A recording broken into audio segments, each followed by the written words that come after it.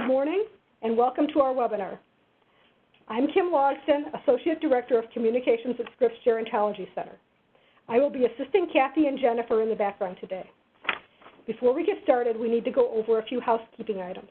If you'd like to receive an Ohio Social Work CEU for this webinar, you must sign in online using the question and answer box on your screen. If you don't see it on your screen, click on the green box and you'll see it there. At the end of the webinar, you'll be provided with another link to sign out and complete a short evaluation. The record of your attendance and the evaluation is required for CEU credit. Your CEU certificate will be emailed to the address you provide in these forms within 2 weeks. If you are a nurse in Ohio, please email us for information about how you can receive your CEU in nursing. Logging in and out of the webinar and completing the evaluation is still required. We have a very full agenda this morning, so please type any questions into the question and answer panel and we will answer them at the end of the presentation. Once again, if you don't see that on your screen, click on the green bar at the top of your screen and you'll be able to access it. This webinar is being recorded. Links to the recording and slides with our contact information will be emailed to you within the week. Thank you, and I hope you enjoyed this morning's webinar. Okay, thank you, Kim. Good morning to all of you, and again, thank you so much for being with us. We're going to start by telling you a bit about us. This webinar is one reflection of the mission of Scripps Gerontology Center at Miami University, and that mission is to do work that matters, that makes a difference, a positive difference in the lives of aging individuals, their families and communities, and to meet the needs of aging societies. So this webinar is a way of reaching a broader audience with some cost efficiency, and it's a way actually of reciprocating to the tiny degree we can all the support and collaborations that have come from you over the years. I am Kathy McGrew, and Jennifer and I are both social workers by background and are also gerontologists. Jennifer's just days away from receiving her PhD. We both also are or have been caregivers in our lives, both actually professional caregivers and family caregivers. I have worked for decades on caregiving issues, and more recently, Jennifer and I have collaborated on caregiver projects conducted for the Ohio Department of Aging and the Ohio Department of Medicaid to develop a caregiver respite strategy for Medicaid waiver home and community-based service participant caregivers. Our approach in our projects was to shake up and broaden the concept of respite based on some of my earlier work. In the end, we developed a caregiver assessment and support planning process that we tested in Ohio. Our work applies to caregivers of all adults, not just of older adults. We also took a strengths and stresses approach. That is, we worked with caregivers to rate their own stresses and strengths and to identify sources of their stresses and strengths in a way that could lead to targeted caregiver support. And we'll be telling you much more about that in a bit. Even more recently, I've been exploring the readiness of our state, Ohio's Medicaid waiver programs to conduct caregiver assessments and to actually respond to assessed caregiver needs. We're excited to introduce you to each other, not by name, but by description. This morning, we have participants from all over the country, which is just great, from at least 11 states, and from a wide range of professions and settings. And actually, a shout out to some of the graduates of our gerontology program with us today. You know who you are. We think we even have a few caregivers with us, and to those caregivers, we say a special welcome. We hope that you will find that even as we conduct a webinar designed for professionals, you will think of ways to be better served by the agencies and professionals who support you. I want to say a note about language. Language in our business is always sensitive, and the word caregiver is no exception. Some people prefer the word care partner to caregiver, and the language we use to describe the person who needs care is even more complicated. Is it care receiver, care partner, service consumer, service participant? In medical settings, the language is often patient. For our purposes today, we use the language that has been used by our agency partners in our projects, that is caregiver and care receiver or consumer. What we mean by caregiver for our webinar today is this. A caregiver is a family member or friend providing support vital to sustaining optimal care at home, often called informal support to distinguish it from formal services. We're interested in both primary and secondary caregivers. Primary caregivers are the most involved, and secondary caregivers are there as supports, though less involved.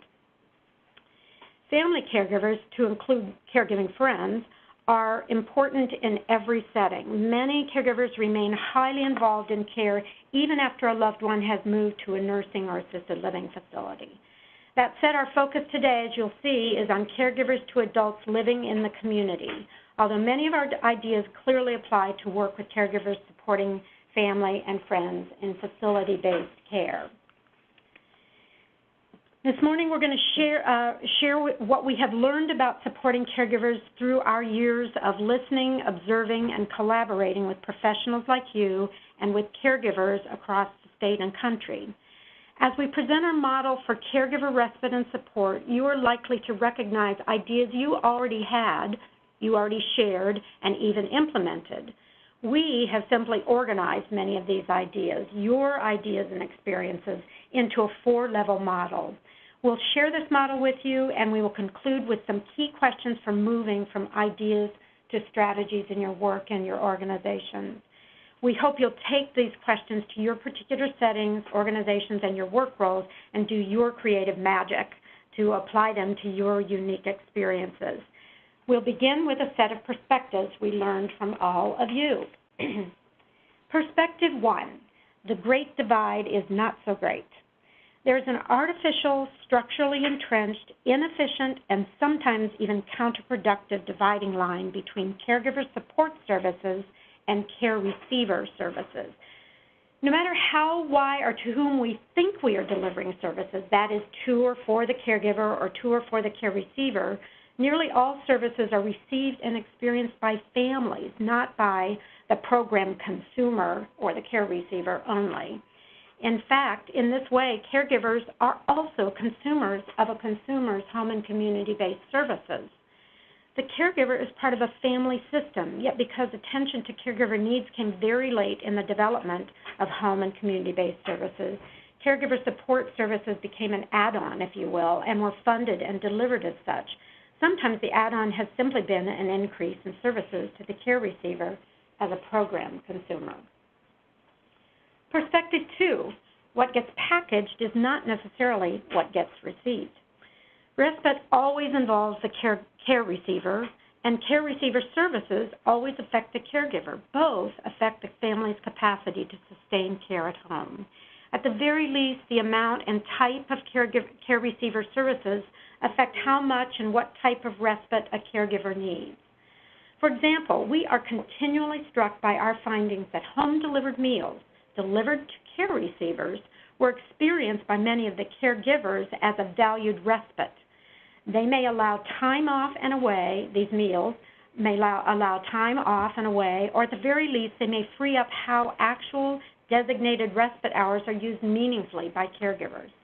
The array of formal services, including respite, are received and experienced by the family as a package, whether or not they are delivered to them as such. Perspective 3, respite is not always respite. It is important to look at respite as an outcome. Classic respite services may not achieve relief. It is important to look toward the outcome for the caregiver in the context of the family's objectives. And perspective 4 closely follows this idea. Perspective 4, respite can be stressful, or can I get a break from respite? So, not only is respite not always respite, but respite services can actually add to caregiver strain and burden because even as they are designed to provide support, they may actually introduce stressors and costs. Potential stressors include added pressure for family negotiations and decision-making, a fixed or altered schedule or routine, intrusion of strangers into the family life and household, an unhappy care receiver, and worry about service quality. Potential costs of respite include time, energy, family conflict, privacy, including social, physical, and financial privacy, dignity, control, threats to independence, autonomy, personal savings, employment, and employment income. Perspective 5. What's good for mom may be bad for me. Most of you have observed this in your work and in your lives. Caregivers and their care receivers often have competing needs. A respite service that has a positive outcome for a caregiver may have a negative outcome for a care receiver, and vice versa. What is the impact of the family as a whole when competing needs aren't reconciled? What is the net effect of caregiver respite for individuals in the family as a whole? Services, whether primarily directed toward caregivers or care receivers, are family decisions, and assessment and implementation necessarily include a process of negotiating common and compatible goals toward the overall objective of sustaining family care. A while back, one case manager shared a good illustration of this. He said, "I am a case manager for a husband and wife, and she's had several strokes. She's paralyzed on the right side. We went in to give personal care to help with the home, and she needs physical therapy and occupational therapy. When we went in, she accepted us. She said she wanted her husband, though, to give her a bath because she feels more comfortable with his strength, that he can pick her up out of the tub. I explained to her that the program that she's in, the aide has to do the bath. She's constantly saying that she wants the husband. Now, the husband, behind her back, called the office and said he wants the service. He wants the service because he cannot do all what she needs. But she is constantly wanting him to do it. So there is a conflict. You know, he's sneaking behind her back to ask for the care." Perspective 6. My 8 may be your 6. Each caregiver and family is different, and definitions of respite are very personal and idiosyncratic. The formal caregiver support system may define respite as in-home respite, adult day services, overnight respite, and/or a combination of these services. In comparison, caregivers expand respite to include services like home-delivered meals, as I've just said. Most importantly, the effects on the caregiver vary widely from caregiver to caregiver. As we said earlier, we've had a focus on caregiver stresses and strengths in our projects. We ask caregivers to rate their care-related stress on a scale from 1 to 10, 1 being no stress at all and 10 being extremely stressful. Then we ask them to name their particular sources of stress. The idea is that understanding the caregiver's self-rated stress and those particular sources of stress provide us with meaningful, person-centered targets of intervention and support.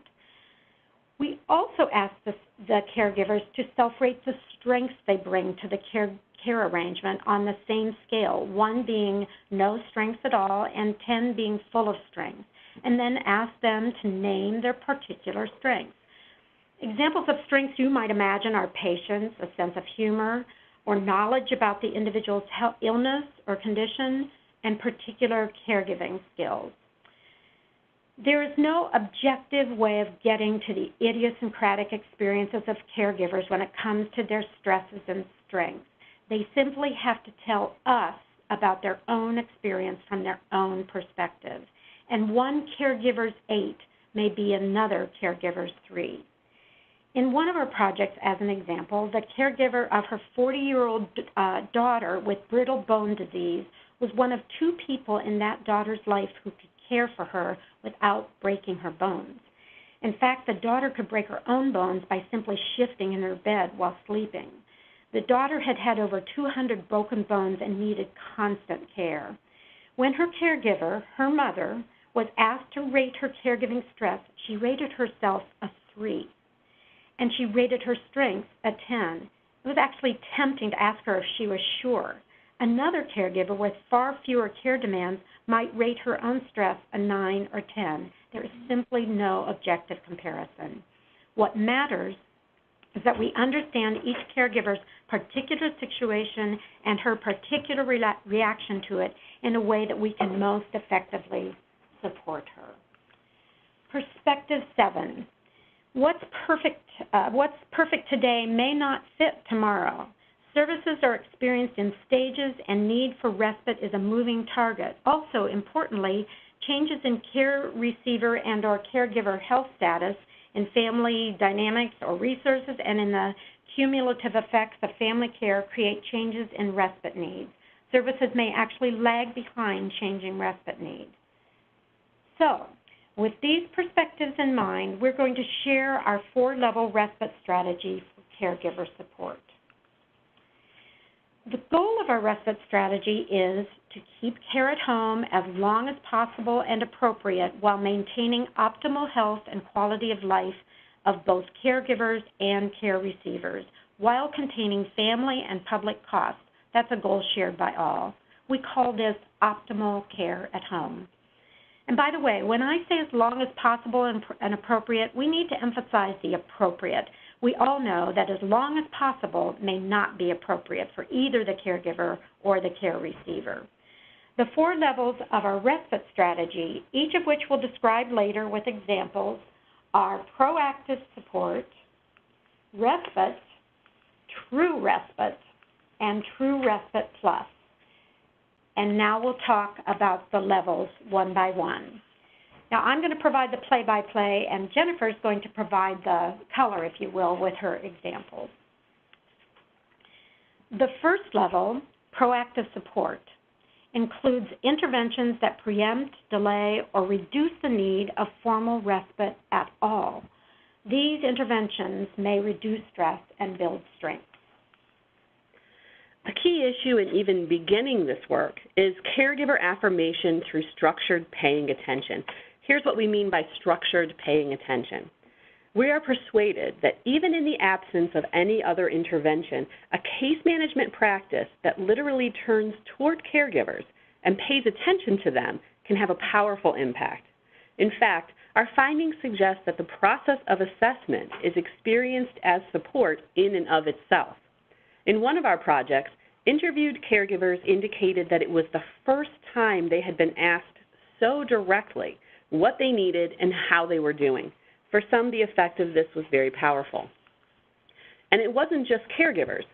Caregivers, assessors, and case managers alike described the process of paying attention to caregivers as affirming, validating, legitimizing, calming, supportive, and empowering. When reflecting on the effect of paying attention to caregivers, one case manager said, "The caregivers felt like they had a voice. A lot of them had never been asked how they felt or how their strengths were. Giving them a voice made them feel empowered, more involved. Oh, somebody's noticing that I'm doing this work, and it's hard work." Another case manager noted that paying attention is not just simply asking caregivers how they're doing. It's paying attention to them in a different way. It's that intention of getting information instead of, "Are you okay? Anything you need? Okay, bye." It wasn't just a generic question. It was, "Do you need help with X? How is Z going? What is the biggest problem right now? What's been the biggest help lately?" It's the intentional questions. That's the difference. Many caregivers indicated need for caregiving skills training and knowledge about the consumer's illness or condition. A few had actually completed STNA or Certified Nursing Assistant training to improve their caregiving experience, but the lack of skills and knowledge was a source of stress for many. The partner agency in one of our projects shared with us that they had a series of caregiver guides, which were actually paperback books. There was a general caregiving guide and other guides specific to Parkinson's disease, stroke, and dementia. As part of our intervention, we asked the case managers to adopt the practice of providing, or at least offering, a caregiver guide to all of the caregivers they worked with. The same agency also distributed a monthly caregiver newsletter containing tips and techniques, and we encouraged case managers to ask caregivers if they'd like to receive the newsletter. This also seemed to have a powerful effect on some caregivers. This case manager shared her thoughts about offering these resources to caregivers. "I thought that the most beneficial thing I saw in my caregivers was the book and the newsletters. The difference in receiving that to the next time was crazy dramatic, the ones that read it. The ones who read it, I noticed a big change in just how they perceived things and in their willingness to seek more information." One of the most striking examples of the proactive function of training was shared with us by a woman caring for her spouse who had had a stroke. She rated her stress at a 10, yet only named one source of stress. She and her husband had been trained separately about transferring techniques to help get him from chair to standing or from bed to chair. They had also been trained differently, and approximately 12 times a day, this couple had anxiety-filled fights about how she should help him transfer. This caregiver said that if they could have had in-home training together about transferring techniques, she might not feel like running away from home. She didn't want respite. She wanted to stay at home with her husband without fighting and without worrying about his safety. With flexible use of resources, a few hours of in-home training could save many more hours of unwanted respite and frustration for both the caregiver and her husband. The next example of proactive support is support groups and counseling. Caregivers were also referred to support groups, and several attended them. Many of these referrals were made after discussions about stress that emerged in the caregiver assessment. However, the number of support groups in some areas is limited, and are not always held at a convenient time or distance for caregivers. Many caregivers were referred by case managers to counseling through one of the Medicaid waiver programs we worked with, and several caregivers attributed their decreased stress and increased strength to counseling. Another example of proactive support is environmental changes in equipment, which includes caregiver equipment. Caregivers identified several home environment and equipment needs that were sources of stress for them. For some, these stresses were intense. One case manager shared the story of offering in-home respite to a daughter who was caring for her mother so that the daughter could get out of the house. The daughter told her, "I don't want to get out of the house without my mom. I want to get out of the house with my mom so that we can take drives and go places. And I can't do that because I can't get her out of the door and down the steps. What I really want is a ramp." The case manager was able to make arrangements for a ramp to be installed, and it decreased the caregiver's stress.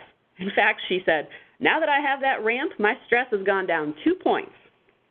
In this case, the case manager was able to make it happen, but we also encountered situations which highlighted limitations in resources and restrictions in policy that made it difficult to get what the caregiver really needed. One caregiver with back problems said that a hospital bed would make all the difference for her to be able to safely maneuver her sister. However, because her sister, the consumer, did not medically need a hospital bed, it wasn't covered, and she could not afford to rent or buy one. This is a caregiving situation at risk of breaking down. A back injury for the caregiver could negatively affect the consumer's ability to remain at home. In this case, one piece of equipment for the benefit of the caregiver has the potential to keep that consumer safely at home. Proactive support can also be provided through increasing natural and community supports. There were many caregivers who reported that their stress levels increased or decreased according to the level and types of help they were receiving from other family members or friends. However, many caregivers found it difficult to negotiate support from these sources. As part of our project, we developed a tool to help caregivers explicitly state what they thought others in their lives could do to help, and then encourage them to share that tool with family members and friends. Simply put, the tool had caregivers indicate what would really help and gave the other family members or friends an opportunity to respond with what they could do. Then, their case manager or others could coach and support the caregiver in their efforts. Sometimes this involved mobilizing neighbors, community resources, and faith-based supports, such as churches and youth groups. Now, Kathy's going to tell you a little bit more about our experiences with this tool and what it led to. Okay, well, while we thought our simple tool was a great idea, in fact, care managers had minimal success in getting caregivers to use it.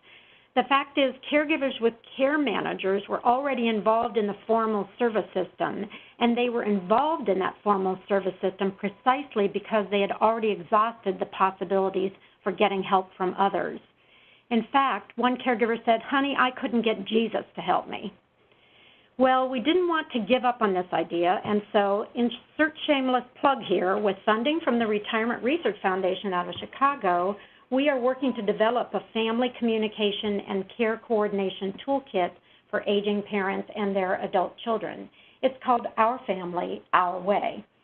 With this toolkit, we are hoping to catch families before their informal supports break down because of failed communication. We want to make the care arrangement more explicit, inclusive, and fair. Too often, secondary caregivers are underutilized or even marginalized. We're not going to say any more about the project today, but we encourage you to contact us if you're interested in hearing more. And another shameless plug, we are looking for families to test the toolkit for us, so let us know if you have someone in mind. Suffice it to say that shoring up informal supports is critical to the proactive support that delays or avoids the need for actual formal respite. In many cases, no matter how much proactive support we are able to generate, it's not quite enough and respite is required. This is the second level of our four-part model. Respite is time off from caregiving tasks or respite as services. There are some services that we already think of as respite for caregivers because they are designed to give caregivers a break from caregiving tasks and in most cases give them ability to get out of the house, to go to work, or take a vacation. We call these services classic respite. And they include things like adult daycare services, companion services or in-home respite, and out-of-home respite. Then there are services that are typically thought of as being for the benefit of the consumer, but may in fact be experienced as respite for the caregiver because they provide time off from specific caregiving duties that are time-consuming and can be stressful. We call these services de facto respite. In our work, we found perhaps the most frequently used de facto respite service was personal care services. In our reviews of case management notes, we often found that personal care services were increased by case managers in response to caregivers' reports of high levels of stress. Other services such as home-delivered meals, as we've already mentioned, homemaking and chore services, and transportation also benefited caregivers because it freed them up to attend to other tasks. We all have certain tasks that we enjoy and others that we don't. For some caregivers, de facto respite services allowed them to focus on tasks they enjoy and avoid tasks that cause them stress. For example, I've been a caregiver for family members, and I would much rather help someone with bathing than have to prepare a meal. In fact, I would rather do almost anything for a person than deal with meals. I don't need an aide to come in and help with bathing, but please deliver the food. And in my caregiving experiences, I am happy to do the cooking and most other care tasks, but could really use respite at some night times when bedtime care is especially stressful for me. Now to the third level of our model. Following the model, we've provided as much proactive support, level 1, as we can, then eventually needed to provide some respite or time off from caregiving tasks. That is respite as services, or level 2.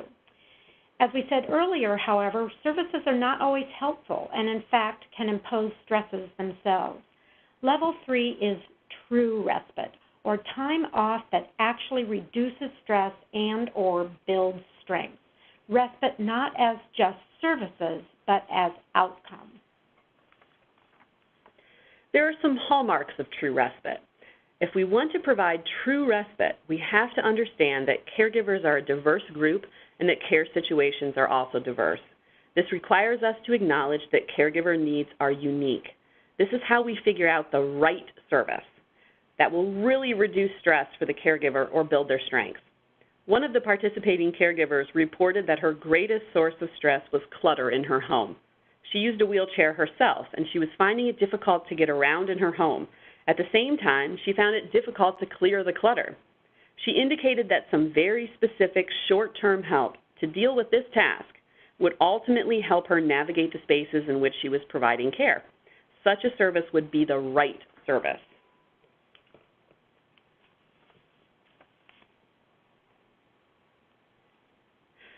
As this cartoon beautifully illustrates, it's important that caregivers self-identify their sources of stresses and strengths. Their reality is what counts. While I might not find it painful to get a tattoo or a piercing, Going to the dentist might be extremely painful for me.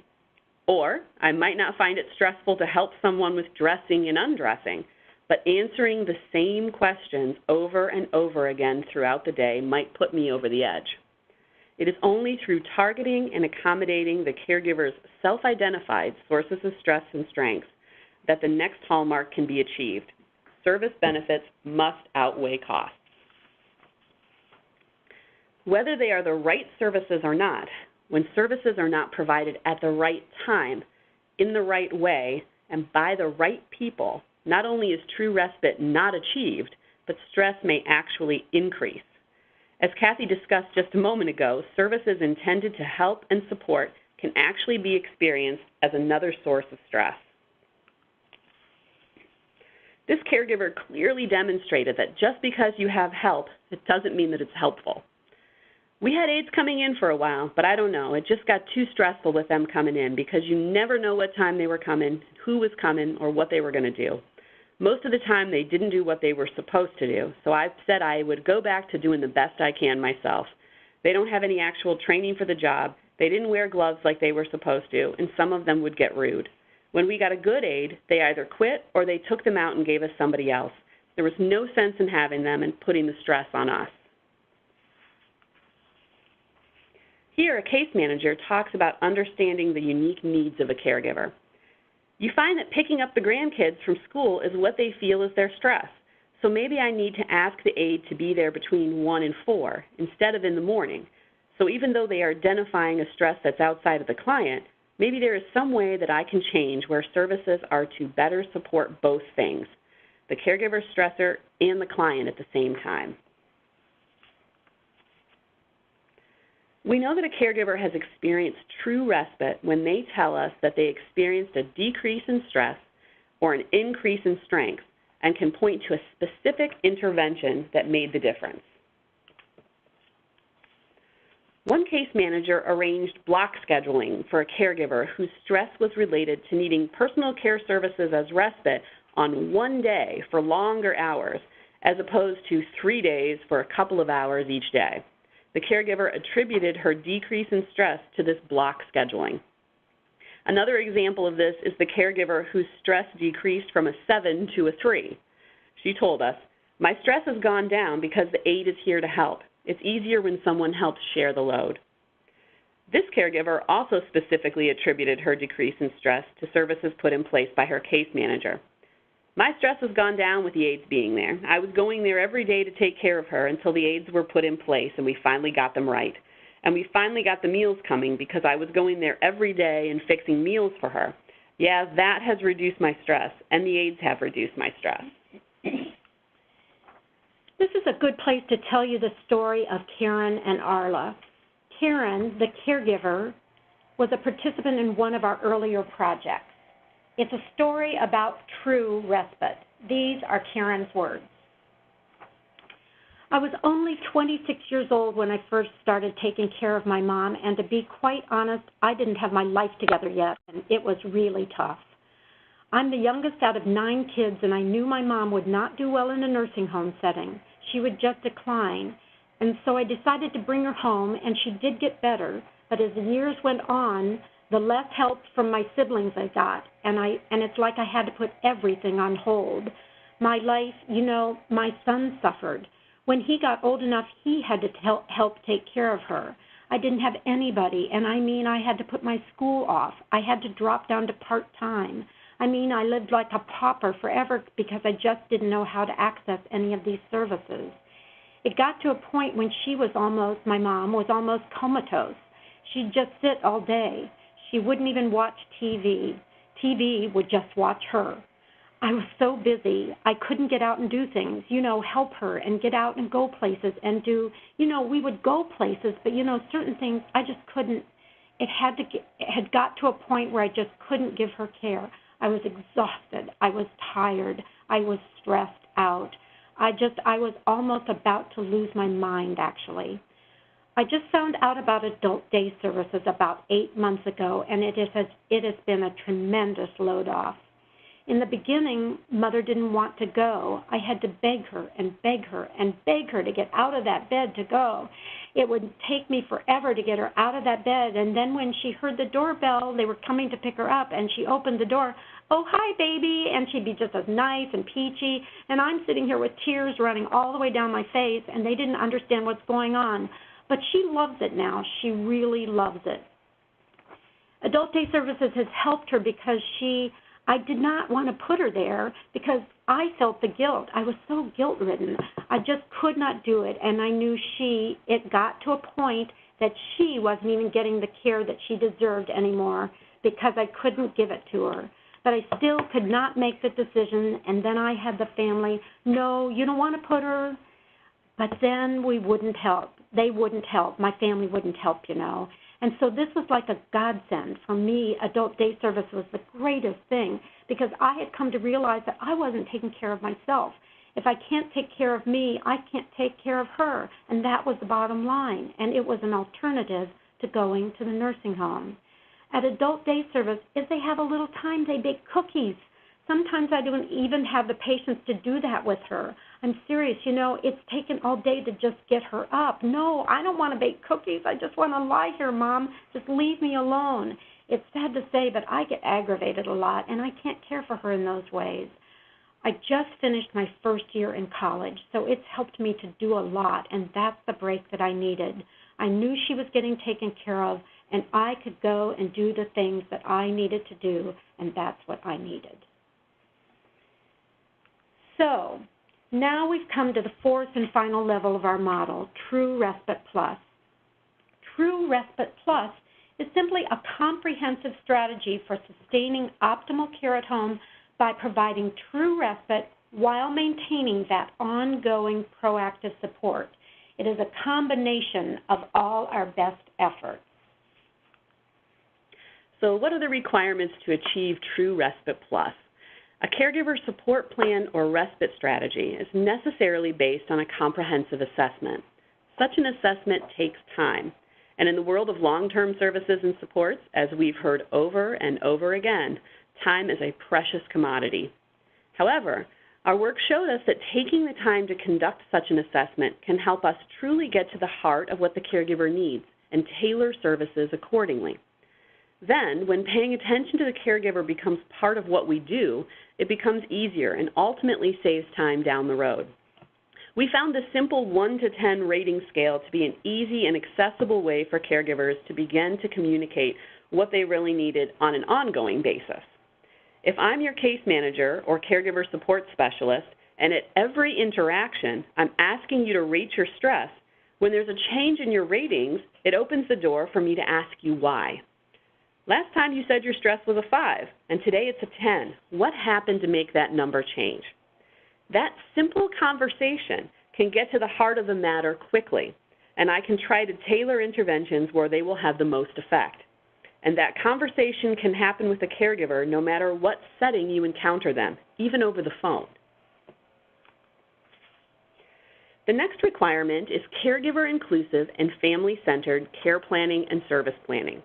I think we should all be heartened by the progress that has been made in public policies and in public and private programs to recognize the importance of caregivers and to pay more policy and program attention to their needs and capacities.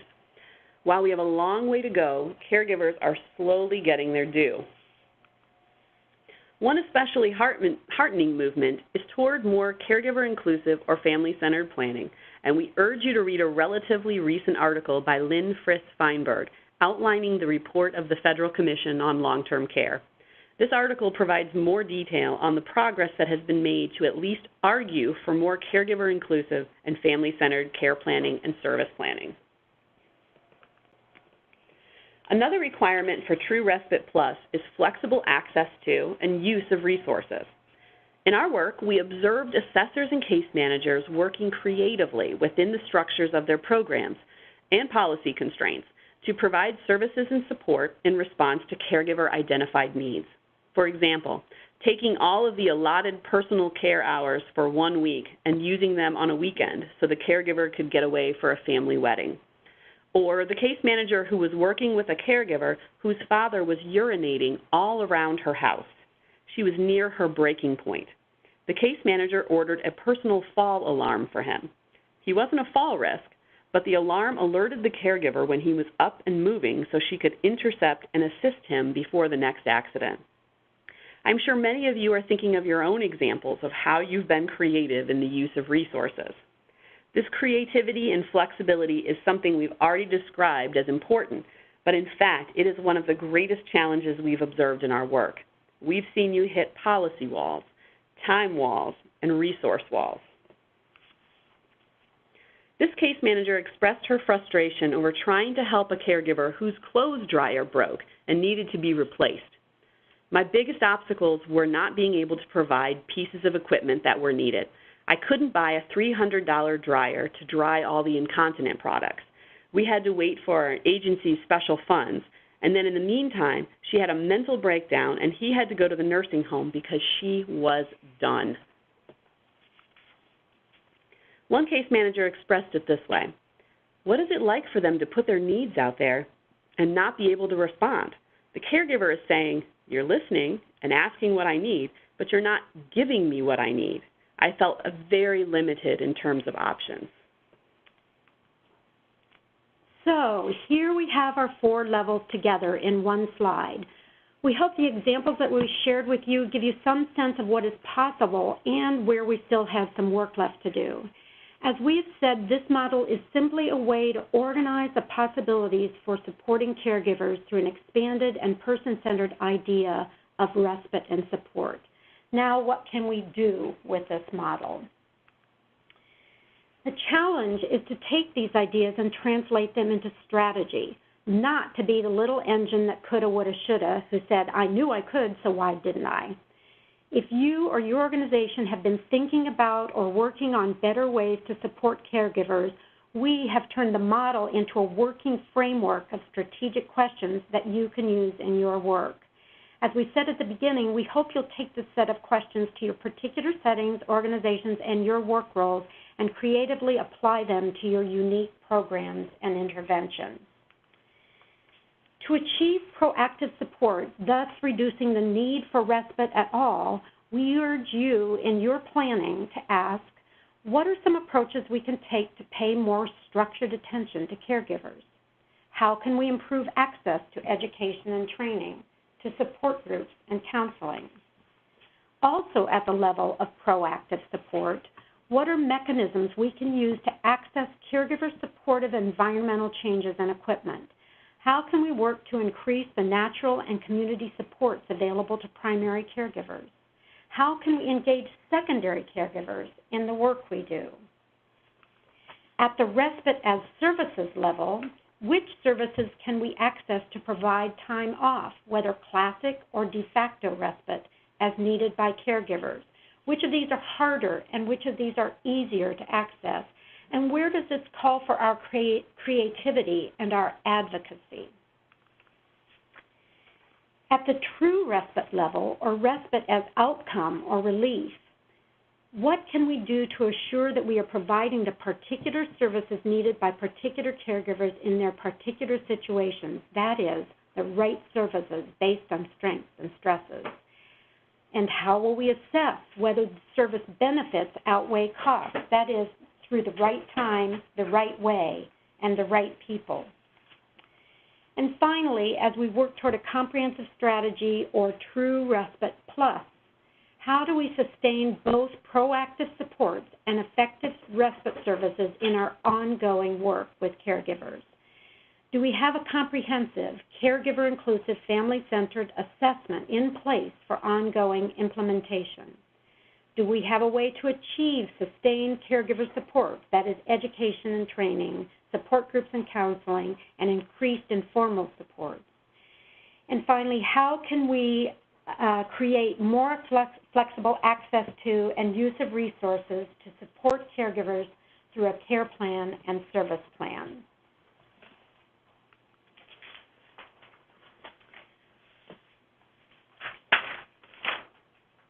And now to the good part, your questions and comments.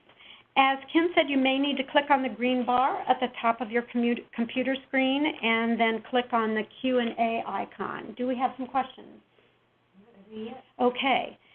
We have some questions that have been asked of us in the past, so while you're entering your questions, we're going to start with some of those.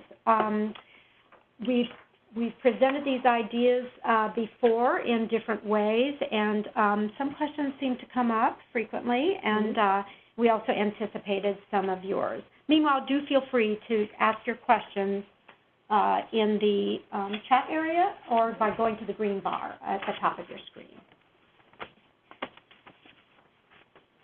You want to start with yours, Jennifer, about time? Yeah, this is one that we get quite frequently. Oftentimes, case managers and assessors are really concerned about the amount of time that it's going to take to include caregiver assessment.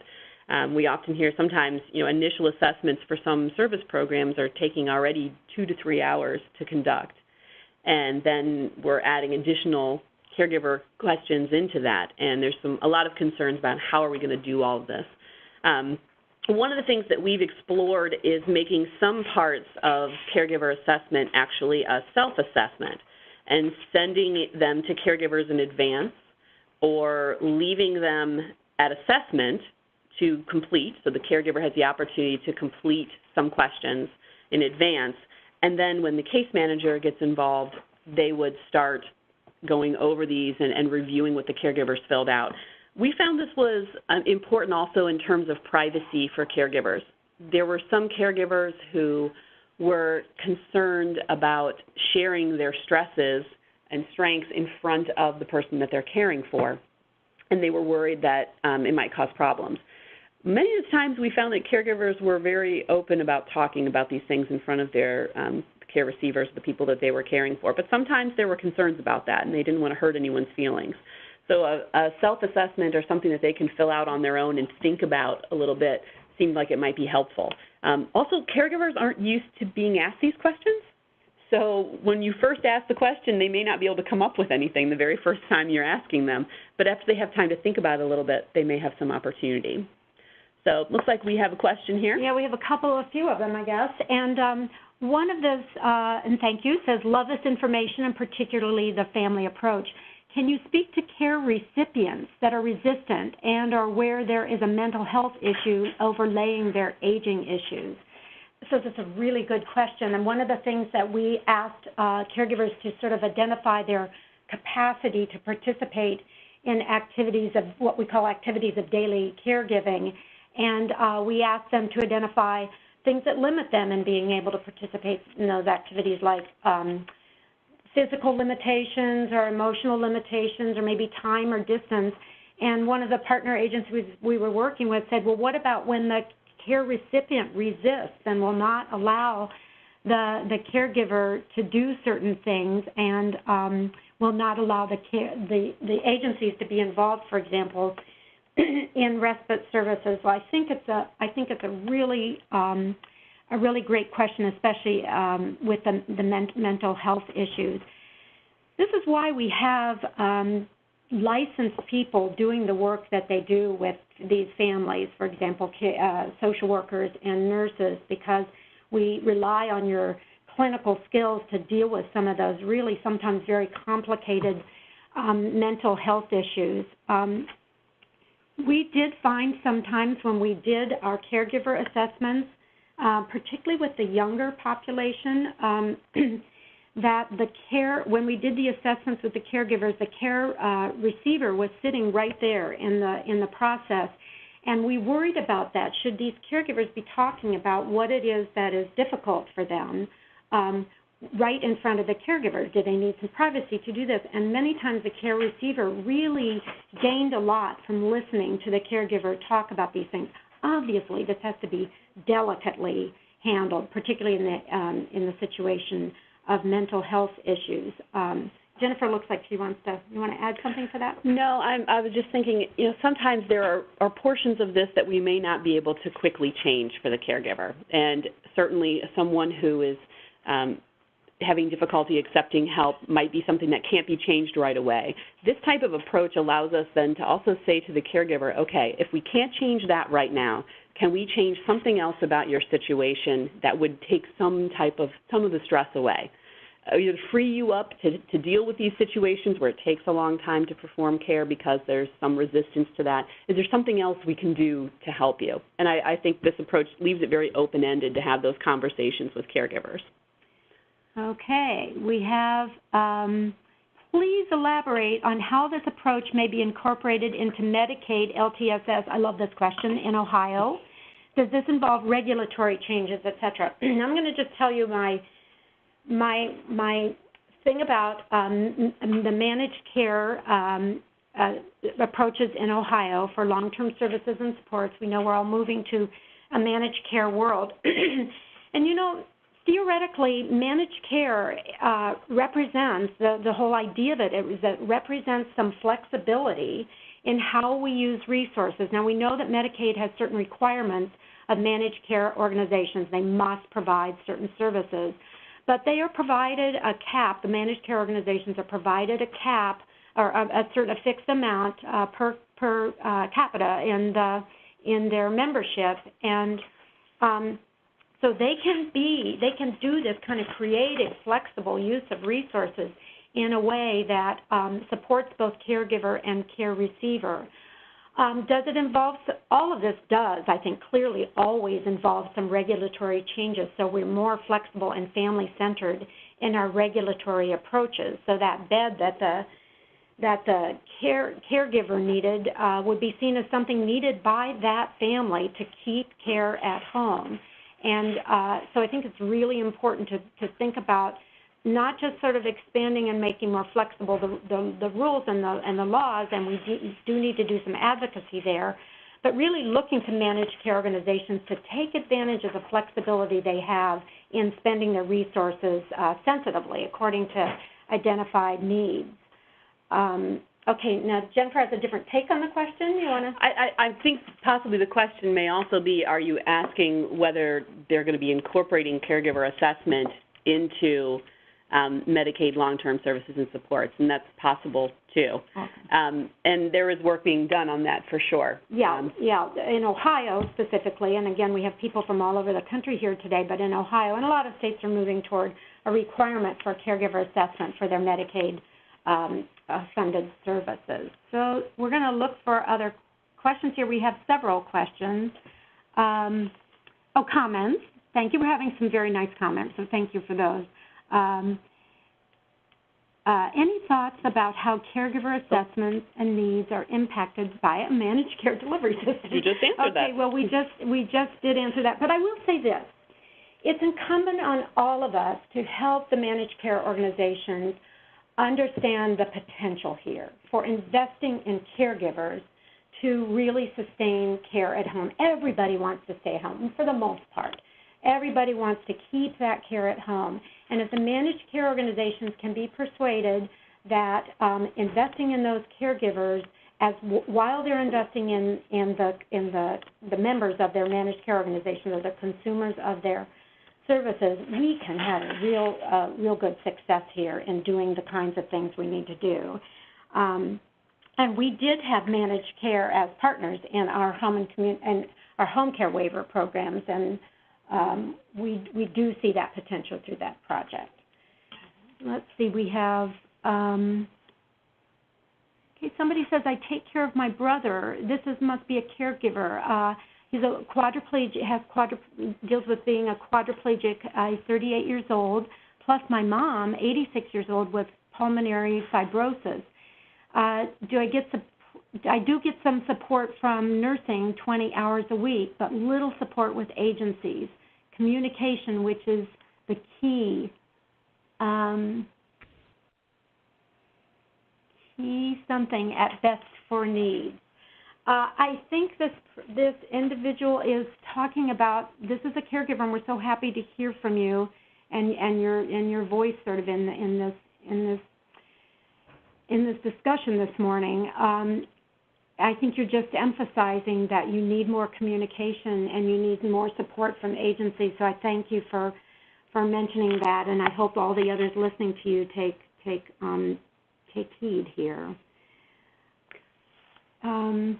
Oh, wait a minute. She's continuing. Is this it? She's been caring for her brother. Sorry, we're reading this question, trying to kind of grasp it. No one has asked or approached us for any respite or support programs.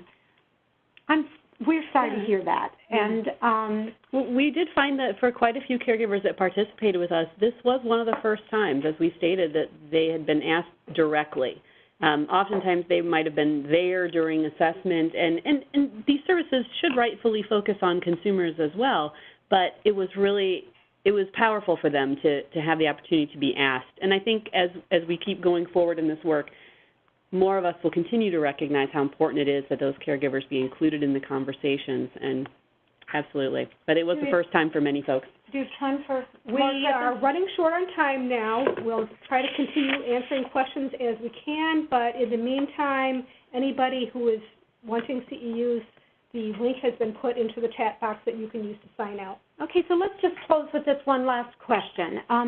Thank you so much for the great information. In addition to identifying sources of stress and strength, is there a place for identifying warning signs? Is a great question. Warning signs of stress, for example, headaches, so that caregivers know when to act to reduce their stress.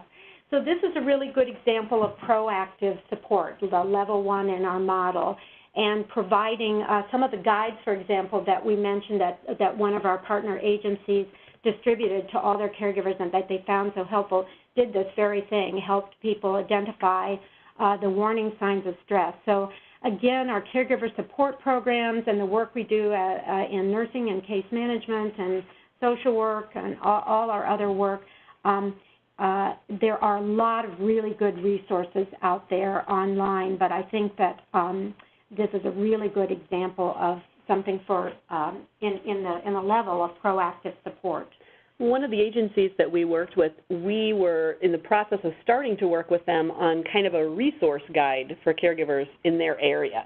And there were links, and some of them were books that they could look to, some of them were videos, some of them were websites, and they were working to compile that information in kind of a handout that could be given to caregivers along with the guide, the caregiving guide in their organization.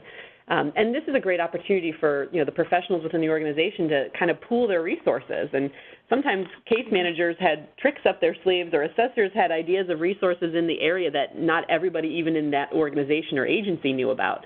And so putting those things together in a guide and being able to hand that, it was just a simple Word document that they printed off and handed to caregivers, was very powerful.